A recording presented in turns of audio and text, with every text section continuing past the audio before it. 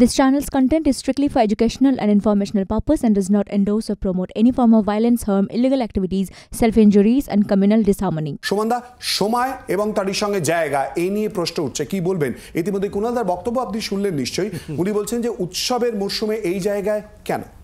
না, অ্যাকচুয়ালি কুণালদাদের ব্যাপারটা হচ্ছে, কুণালদার সমস্যাটা বোঝার চেষ্টা করুন। কুণালদার যে সরকার, উনি যে দলকে সমর্থন করেন, ওনারা একমাত্র বোঝেন, ওনাদের কাছে একটাই কনসেপ্ট হচ্ছে উৎসব। দুর্গাপুজো উৎসব, নিশ্চয়ই বাঙালিদের কাছে দুর্গাপুজো উৎসব, তারপরে দুর্গাপুজোর কার্নিভাল হবে, তারপর খেলা হবে, দিবস হবে, তারপর দেওয়ালি হবে, তারপর ক্রিসমাস কার্নিভাল হবে। সারা বছর মানুষ তাদের জ্বালা যন্ত্রণা এগুলো নিয়ে ভাববে না, সবসময় উৎসবের মধ্যে মেতে থাকতে হবে। তাহলে মমতা বন্দ্যোপাধ্যায়ের থেকে শুরু করে কুণাল ঘোষ অবধি যে দলকে তারা নেতৃত্ব দেন, সেই দলের চৌর্যবৃত্তি দুর্বৃত্তায়ন থেকে মানুষের মন ঘুরিয়ে রাখা যাবে।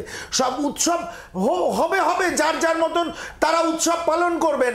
কিন্তু যে অভয়ার এই ধর্ষণ এবং খুনের জন্যে আজকে প্রতিবাদীরা আবার নতুন করে রাস্তায় বসেছে, তাদের বসলে কুণাল ঘোষদের আপত্তিটা কোথায়?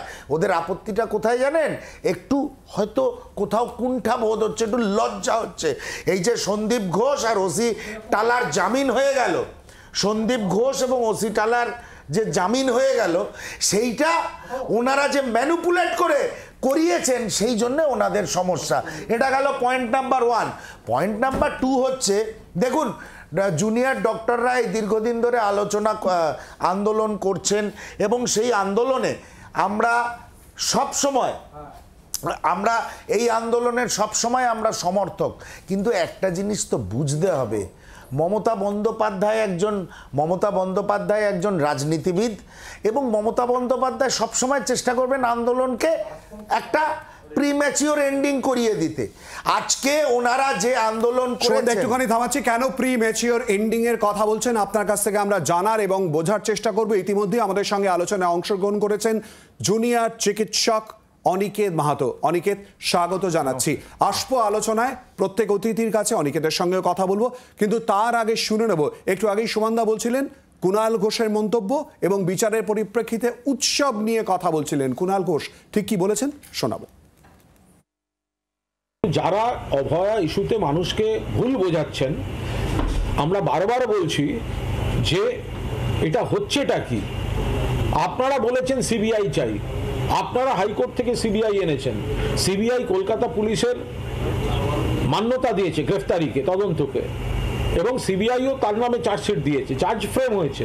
তারপরে হঠাৎ অভয়ার বাবা মাকে দিয়ে কোর্টে বলানো হচ্ছে তদন্ত নতুন করে। আবার কিছু ডক্টর একাংশ তারা বলছেন অবস্থান করব। কেন করবেন? ধর্মতলায় কেন করবেন? গণতান্ত্রিক রাজ্য, সে আপনারা বসলেন। সিবিআই তদন্ত করছে, আপনাদের তদন্ত পছন্দ না হলে সিবিআই তার অফিসের কাছে করুন। ওই জায়গাটা ফাঁকা, লোক হবে না। সেই জন্য এই উৎসবের মরশুমে, শীতের মরশুম, উৎসবের মরশুম, ধর্মতলা, সেই জায়গাটা এসে তাঁবু খাটিয়ে সার্কাস দেখাতে হবে? এটা কোনো কাজের কথা হলো? সুমনদা, আমি একটু আটকে ছিলাম। কুণালদাদের কাছে যে কোনো ধরনের আন্দোলন যেটা ওনাদের বিপক্ষে যায়, সবসময় সার্কাস মনে হয়। এই মাইন্ডসেট নিয়ে তৃণমূল রাজত্ব করে। আর আমি খুব দুঃখের সঙ্গে বলছি, এই জুনিয়র ডাক্তাররা অত্যন্ত শিক্ষিত মানুষ, তারা আগামী প্রজন্ম, আমাদের আগামী প্রজন্ম, যারা এই সমাজকে নেতৃত্ব দেবেন, মানুষকে পরিষেবা দেবেন। দেখুন, এত বড় একটা আন্দোলন যে বাংলার আগামী দিনের রূপরেখা তৈরি করতে পারত, ওনাদের ছোট দু একটা জিনিসের জন্য আজকে কানাগলিতে চলে গেছে। বাংলার আওয়াজ, বাঙালির আবেগ, জি 24 ঘন্টা।